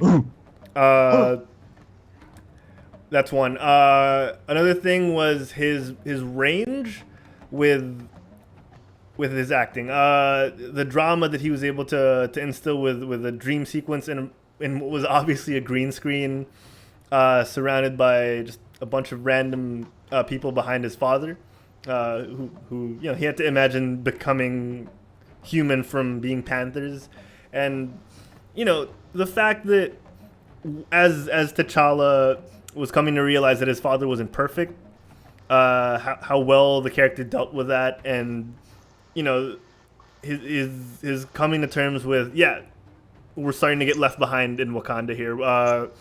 All these other people are right, that if we don't continue to push forward, advance, and share our technology, and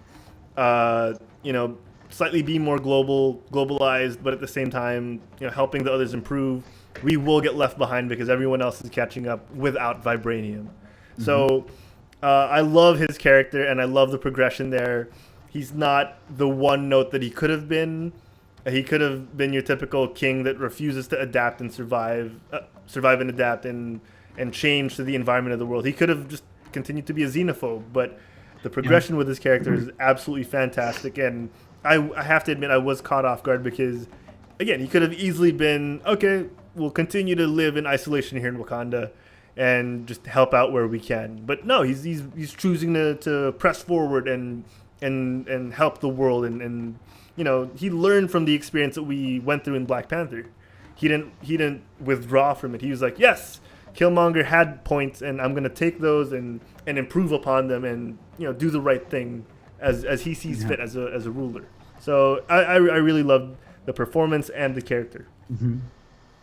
Can I add something? Go. I'll add something after you. And this is less about Chadwick Boseman, even if it is in the topic.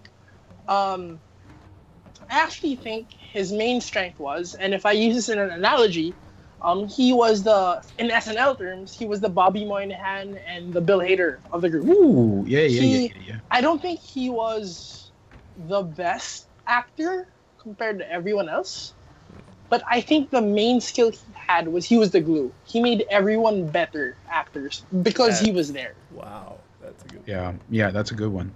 And I think that's just amazing. Like, he had such a strong presence, and yet he gave everyone else the spotlight at the right time. It's amazing. Mm-hmm. That's true. That's very well put. He's a Steve Nash of this movie. Yeah. All right, Steve Nash of the movie.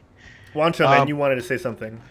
I was just gonna make a joke about, didn't he just do it for the girl?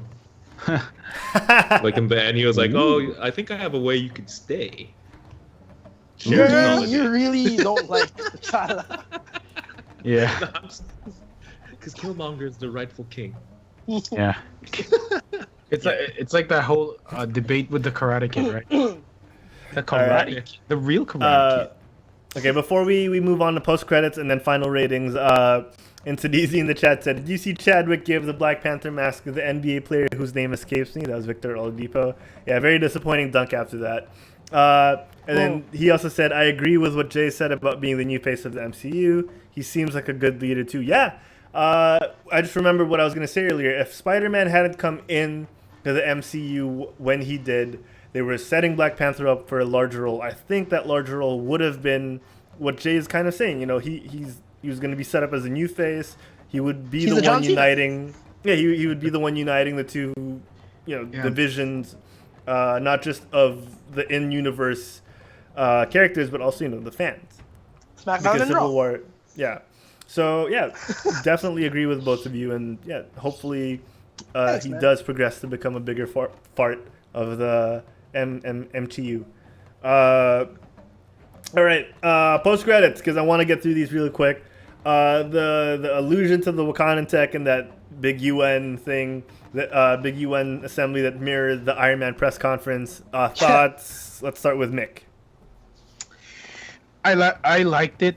My favorite part there was the when one of the UN was that the UN general or secretary general or whatever, one of the people, the higher up guys, he goes, "So what will a farmer town blah blah blah like you command?" Third world country like Wakanda. A third world country like Wakanda contribute to us. And I was like, you don't know. Sorry for the language, bitch. Please, you have no idea. And then you just you can imagine like after that he just wears the suit. He goes, "This is what I got. What do you have? What do you have? Huh? No. I can even take this off by just thinking about it, and it just comes off my head." Right? Yeah, Jay, man. This is basically it for me. I really liked it. Like I said, the whole play of Wakanda joining the world for the first time, it could create a lot of openings for new stories, especially in the next one. It can be like your main story, and I think it's going to be really, really good. I think that the reason why they open themselves as well is it's a perfect setup for Infinity Wars, in my opinion. It's a perfect. Oh yeah, Wakanda's going to get attacked. We know it. Yeah, because it's strong. One of the strongest power sources. The last stone is there, right? Wakanda. Actually, in the comic books, I think Infinity, while Shuri is Queen of Wakanda, Thanos and his cabal, they attack the Wakanda and use it as a base. So I actually think it could play. It can play a what?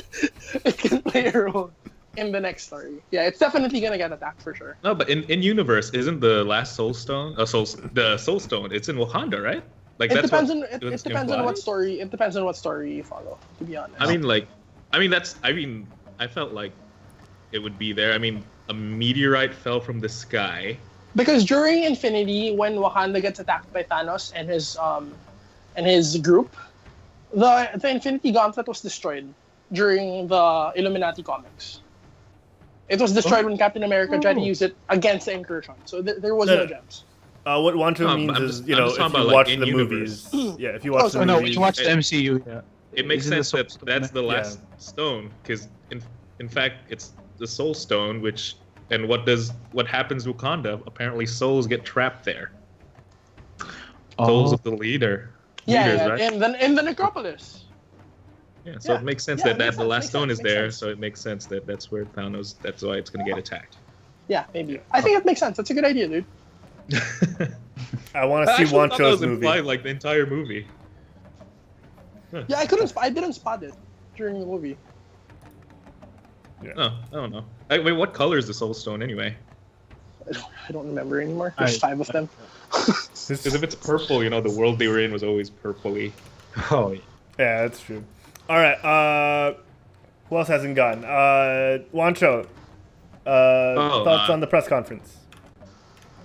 It was okay. It was. I also expected it, because they have to do the whole reveal, and that's how they're gonna do it. I thought one thing I thought was weird was when they were hanging out in the basketball court. Oh. It's like how like their salute is like this, and it's so serious. And then they just put it into they put it in like a secret handshake. You're like, I love the relationship between the siblings, to be honest. I just thought it was weird.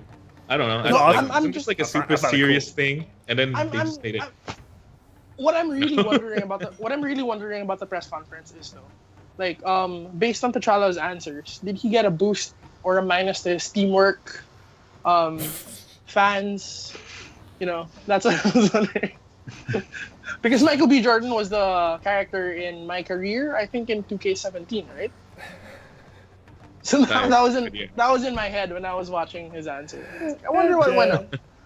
Okay. Second post-credit scene. Bucky, the White Wolf, as he's referred to by the children in Wakanda. Thoughts, Jay? No, it didn't change anything. Based on the ending of Civil War, I mean, we already knew what we needed to know. I think it's just the fact that he's out now. He's healthy, I guess. So it's nothing but build up for Infinity War. It's something we already didn't know. Yeah, I mean, I guess it's if you were someone who doesn't follow outside stuff, if you were just watching the movies and didn't look into the media, I think it was a great scene. What I loved about it though is there was more Shuri, and that's all I wanted. Oh yeah. Yeah. It made me think that how the last part of Civil War wasn't that overkill then? Like, did they really have to cryo freeze him if they're gonna unfreeze him so soon? What's the point of cryo freeze then? So Well, it's been like 2 years. It's been like 2 years. Is it 2 years since Civil War? Yeah. I In think universe? so. Juancho, don't forget, I'm not 2016 was the 2020 of the 20 teens. Probably like 1 year and a half. Nah. But yeah, it isn't like cryo freezing someone feels like overkill. It felt like overkill afterwards. I mean, Like, it's you can kind of just put done him in, right like, a because comatose if you do it state. for too long, his brain kind of gets effed up. Oh, depends on the tech they have. Wakanda is Yeah. like the best at tech, so maybe they have something Yeah. better. Maybe Shuri was really that brilliant that in 2 years she was able to find a way to get rid of There that. you go. Right? Just think about that. So she's so brilliant that she found it in like a year, and we're like, oh, this might take about another year to try to take it out of your head. So is Our that okay Disney with you? princess talaga. Yeah. Can't The you just be our little new sister generation. forever? All right, guys. I want to get your final ratings of the movie. So, on a scale of 1 to 10, this is how we do it on Quit Stalling. On a scale of 1 to 10, let's start off with Juancho, man. 7, I guess. What? What? It was You say- it was an origin movie. You put it on the same level as Justice League? Excuse me, Justice League is a 4. Justice League is an easy No. 5. Juancho gave it a 7 when we talked give about it a Justice What? League. He Did did? you just match it with Justice League? Dude, what the hell? Dude, Did come I on, man. make Justice League 7?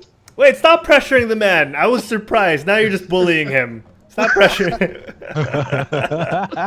No, because I don't know. No, It's fine, dude. It's I fine. felt like I knew everything that was gonna happen because it was like such a the story was so. I don't know, just he lost his crown, he has to get it back. He lost it to some guy. Some guy's bad. It's like a redemption story. It's like Lion King with typical. superpowers. It was typical. It No, was a but- See, typical Juancho story. would have Maybe- given it a 10 if Killmonger ended up winning. Yeah, That's true. if he ended Yeah. up being the Yeah. Black Panther. So they so Oh, I you have- honestly like the last part. It just killed it for me on like the whole nuclear thing. I was like, oh, okay, and Again, there were no nukes. They were handing out the weapons. weapon. Guns. I know. Whip. It It was would've guns been and like- grenades. it would have been like those this in spears that effect. can shoot things. Juancho, been they were effect. equipping people in other I countries know. so that I'm they just can saying it would fight. have been the same effect. I'm just saying Yeah. the nuclear As a thing, 'cause bomb? That's always the trope with that. Yeah. We he's gotta right. shoot it down before people see it. Okay. Yeah. Jay, scale of 1 to 10. I would have to give it a 9. Awesome. And only because I did not see M'Baku in his white ape suit. Oh, Ooh. not yet. Not yet. They're I saving needed that to for... see the white ape suit. I needed to see man ape. Come on, guys. Yeah, man. what I They're needed saving to that see. for Black Panther 2, Gorilla Poodoo. All right. No, I think they're gonna bring it out in Infinity War. He's gonna be there. Him and Shuri. That'd be pretty cool. All right, Mick, scale of 1 to 10, man. What would you rate Black Panther? From the whole MCU, I've never given a 10 to any of the movies. Like the closest thing was a 9 for Avengers and Iron Man. I would give this an 8. I would definitely give it an 8. The same rating I gave Civil War, because Civil War, it's just, if they just waited a little longer, if they didn't have to follow Helmut Zemo. Oh shoot, sorry. Helmut Zemo to that place, they could have prevented all of that. They didn't have to beat up each other and stuff. It's preventable. The thing that happened there was preventable, but it was still executed perfectly. So I would give Black Panther an 8, the same as Civil War, because again, what I don't like about the movie. What do I don't like? Aside from we the just spent an hour talking about what we liked and didn't like. Killmonger, and aside from that, well, I guess I gave it. I was about to give it a 7, but the soundtrack just gave me just +1. I was like, oh yeah, that's a pretty good soundtrack. I've been listening to it nonstop. Yeah, that's pretty good. So 8 definitely. Hands down. Okay. Harold, I would give it a 9. I'd give it a 10 or a 9.5, but I don't do halves, and 10 seems just a little bit too high because it isn't perfect. So I'm gonna give it a 9 for all the reasons that we talked about in the past hour and 41 minutes. Oh my god. That's a long episode. This is a long episode. I got stuff to do in the morning. But I'm sick. No, this is good. This is gonna play as commentary on the future Blu-ray version of Black Panther. Oh, we should do that. Is this episode almost as long as the actual Black Panther? How long is it's this about movie? to be longer. It's about to be longer. All right. So we've talked about that. Very, very briefly, where does it rank in your top movies in MCU? Because I'm going to say it's probably in the top. So that's exactly why I gave it a 7, actually. Because when I was thinking about it, I kept thinking of other movies I actually enjoyed more. Okay.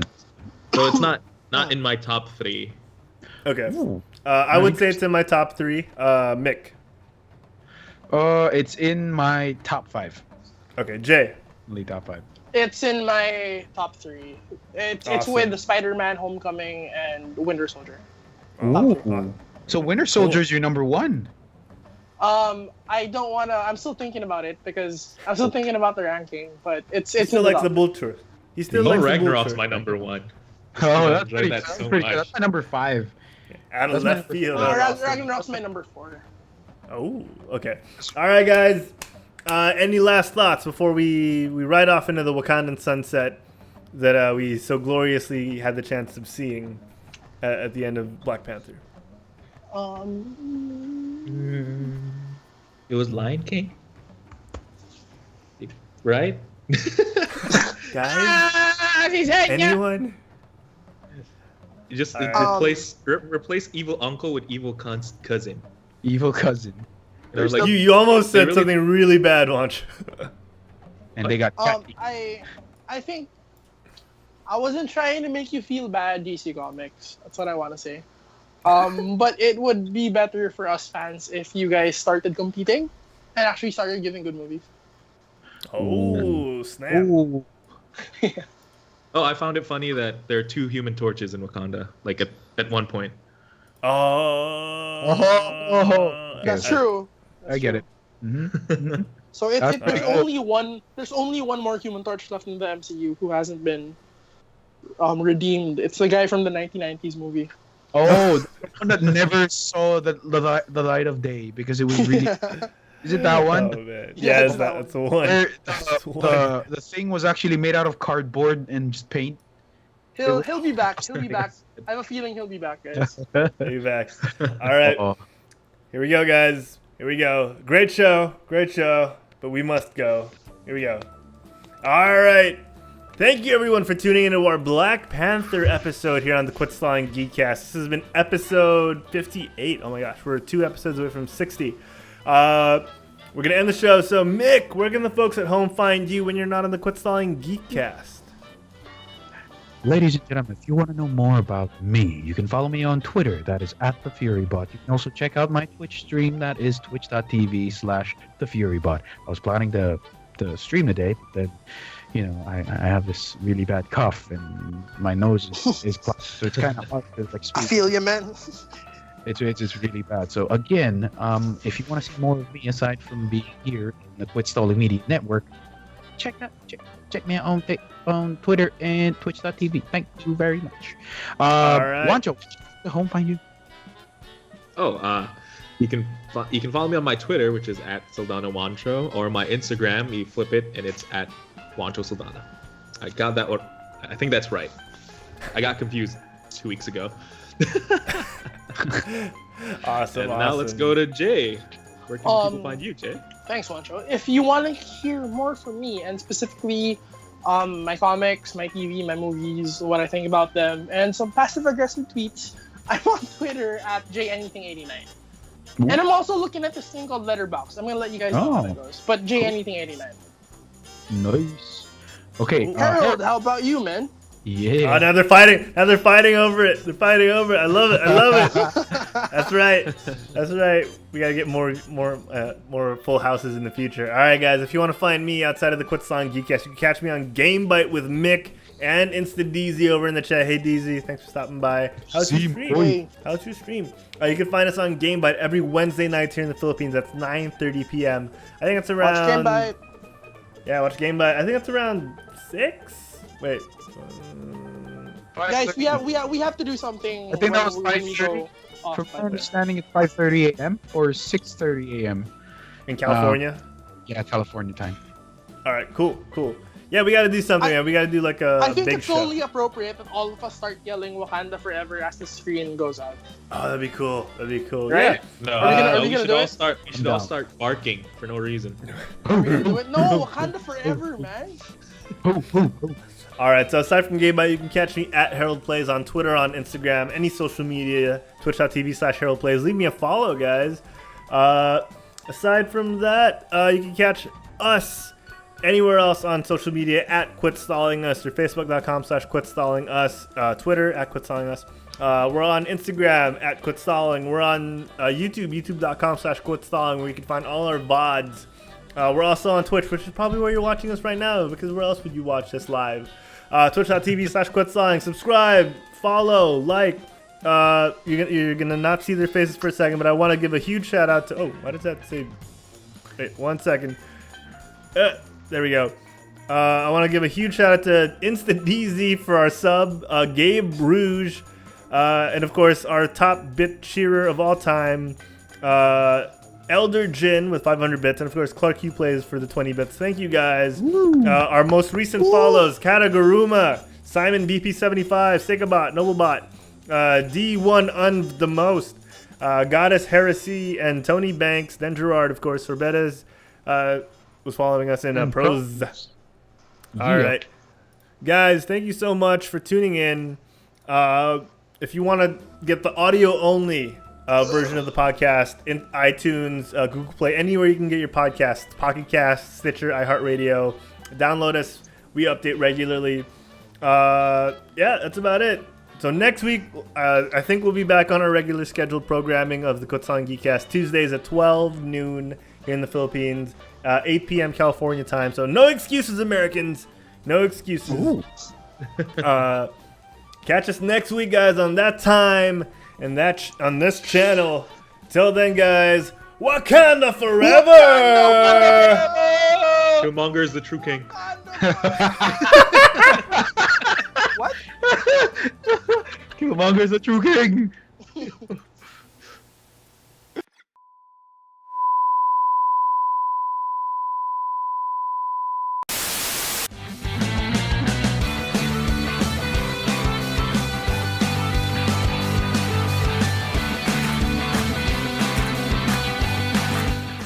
This episode of the Quit Stalling Geekcast is brought to you by the Quit Stalling Media Network.